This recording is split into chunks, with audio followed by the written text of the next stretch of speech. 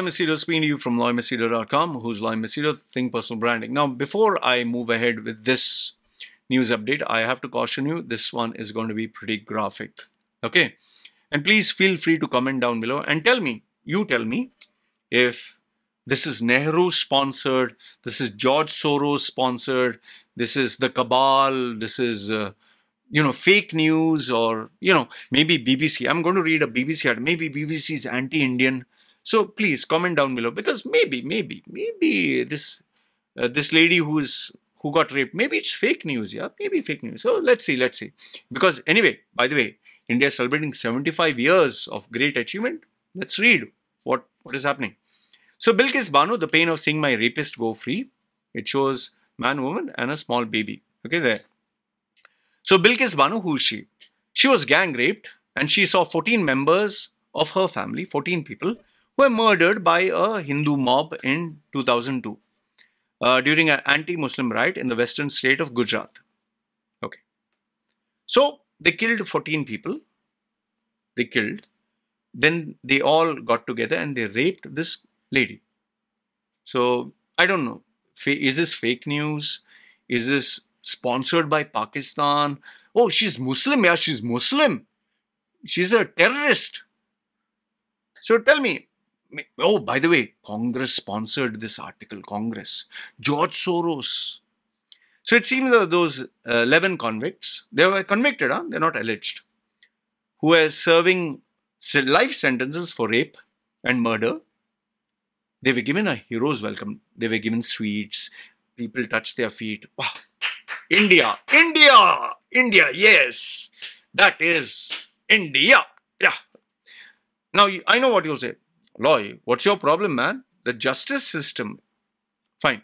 So what we'll do is, we'll read what they did. Maybe they did something small. Let's see what they did. Maybe it's not a big deal, yeah. The attack on Bilkis Bano and her family was one of the most horrific crimes during the riots, which began after 60 Hindu pilgrims died on a fire in a passenger train in Godhra town. Okay, Godhra. Okay. So, those Hindu pilgrims died. That is also wrong. That is wrong, and whomsoever did that, I wish they suffer for the rest of their lives. They killed 60 Hindu pilgrims. Now, blaming the Muslims for starting the fire, Hindu mobs went on a rampage. See, religion, okay, the benefits of religion. You're Hindu, you're Muslim, you're rice bag, you're whatever they say, okay. So, Hindu mobs went on a rampage. Over the next 3 days, 1,000 people died, most of them Muslims. Narendra Modi, who was the Gujarat chief minister, was criticized for not doing enough to prevent the carnage. He has always denied wrongdoing and not apologized for the riots. Now, if I were to criticize and say this is wrong, they'll say Congress has supported this video, or Pakistan, or they'll say, no, he feels very sad. Hindus will say Muslims started it. Now, Muslims will say, so now, the fact is, should we identify you're Hindu, you're Muslim? Or can we look as, if you kill someone, it's wrong. If you kill a human being, it's wrong. I don't know, man. I really don't understand the Indian mentality here. It's become like, oh, Congress, BJP, Hindu, Muslim. It's not human beings anymore, you know. So in 2013, a Supreme Court panel said that there was insufficient evidence to prosecute him, but critics have continued to blame him for the riots. Now, I'm not aware of this, and I don't want to speculate whether Narendra Modi has done anything. I don't know. I'm being honest with you, I don't know. Okay. I would like to believe that he, being a leader, he would not do such things. That's as far as I believe. And I'm telling you, transparent. Okay. Over the years, the courts have convicted dozens of people for involvement in riots, but some high-profile cases got bail and or were exonerated by higher courts, which is normal in every country where there is corruption. Okay, so I'm being fair over here. This include Maya Kodnani, an ex-minister and aide to Mr. Modi, who the trial court had called the kingpin of all the riots. Well, if you're powerful, if you're rich, you can get away with a lot of stuff. That happens everywhere. So here also I'm being fair. And now the men who wronged Bilkis Bano is also set free. So now what happened to Bilkis Bano? Bilkis Bano, I met her, it seems this writer, on May 2017 at a safe house in Delhi, just days after the Bombay High Court had confirmed the life sentences of 11 people. They confirmed, they were convicted. Okay. Fighting back the tears, she recounted the horrors. Now, this is the part it gets graphic. The morning after the train fire, Bilkis Bano, then 19, she was 19 years at that time, and pregnant with a second child, was visiting her parents in a village called Randhipur near Godhra with a 3-year-old daughter. So a 19-year-old pregnant girl was going to visit her parents. I was in the kitchen making lunch when my aunt and children came running. They said their home was being set on fire and had to leave immediately. We just left with our clothes we were wearing. We didn't even have time to put our slippers. Bilkis Bano and a group of 17 Muslims, including her daughter, her mother, a pregnant cousin, her young sibling, nieces and nephews, and 2 adult men. So they decided to run away. Over the next few days, they traveled from village to village, seeking shelter in mosques or to the kindness of Hindu neighbors. So here, they are even saying Hindu neighbors, they were some good people. But on March 3rd, they set out to go to a nearby village where they believed they would be safer. A group of men stopped them. They attacked us with swords and sticks. One snatched my daughter from my lap, threw her to the ground, and bashed her head on a rock. They attacked us with swords and sticks. Okay? Her attackers were her neighbors in the village, men she had seen almost daily growing up. They tore off her clothes and they raped her, ignoring her pleas for mercy. Her then cousin, who delivered a baby 2 days earlier, were also on the run, were raped and murdered, and a newborn baby was killed. Bilkis Bano survived because she had lost her consciousness and her attackers believed that she was dead. 2 boys, 7 and 4, were the only other survivors of this massacre. So now you tell me, this is okay? This is fake news? Or this never happened? Or Congress support Nehru did it. Mughal Empire. Yeah, I don't know. Maybe it's Pakistan sponsored. You know, the same people who will express doubts and say this is fake news. If something happens in Pakistan, if something a Muslim were to do it, they would be, wow, you know, see the Muslims, see Islamic terrorists, see this. But this because some Hindus did. No, this is fake news, man. This is the problem with India. This is the problem with today's, I don't know, generation or people. Then it says here, Bilkis Banu's fight for justice was long and nightmarish. Police tried to intimidate her. Evidence was destroyed. The dead were buried without any post-mortem.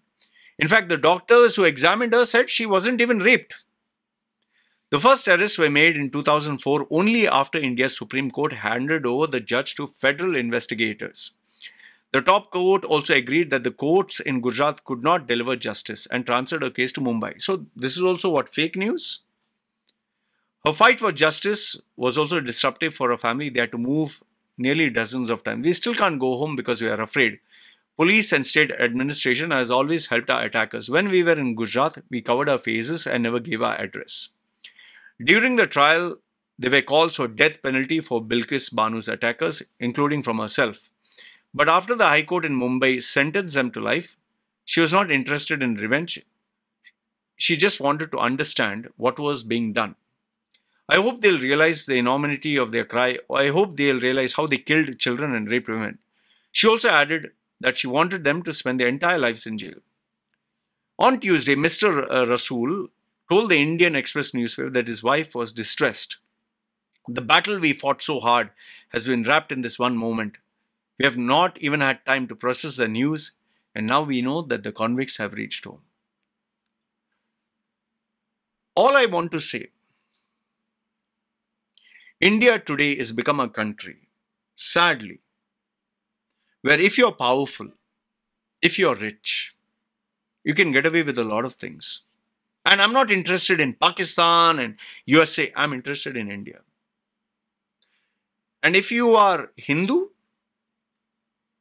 Muslim, it seems, not all Hindus, by the way, if you are Hindu, and I'm giving you facts I'm challenging you on this. This is my experience. So you can't tell me I'm saying wrong. There are some Hindu boys in our group, in my WhatsApp group, who say, girls dress up sexy. They should be taught a lesson. And those people have kicked them out of my group. There are people who believe that women should be taught a lesson, and how? By rape. This is my experience. So what you're going to tell me, mine is fake?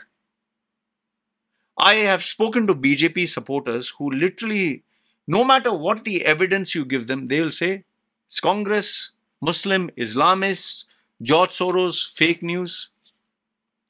They don't see this is a human being. They don't see this is a crime. Now, I just read out to you the details of how they killed a small baby, how they smashed her head in front of the mother and killed 14 people. And they raped this girl, 19-year-old. These 11 men who are convicted. Huh? And now India has told them, go man. And they give sweets. And so what to say now? Tell me. If you're in my place, what will you say?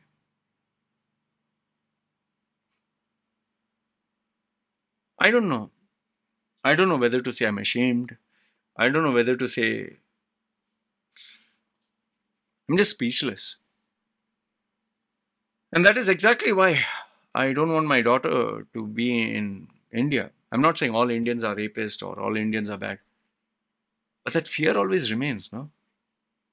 That if she gets raped tomorrow, they'll say she didn't dress decent. Oh, she was provocative. That's why to teach her a lesson, she got raped. Maybe they'll say she is Muslim or Congress. Anyway, you let me know your thoughts, because for me, I'm just dumbfounded. Anyway, put your comments down below, and that's all I can say. Take care.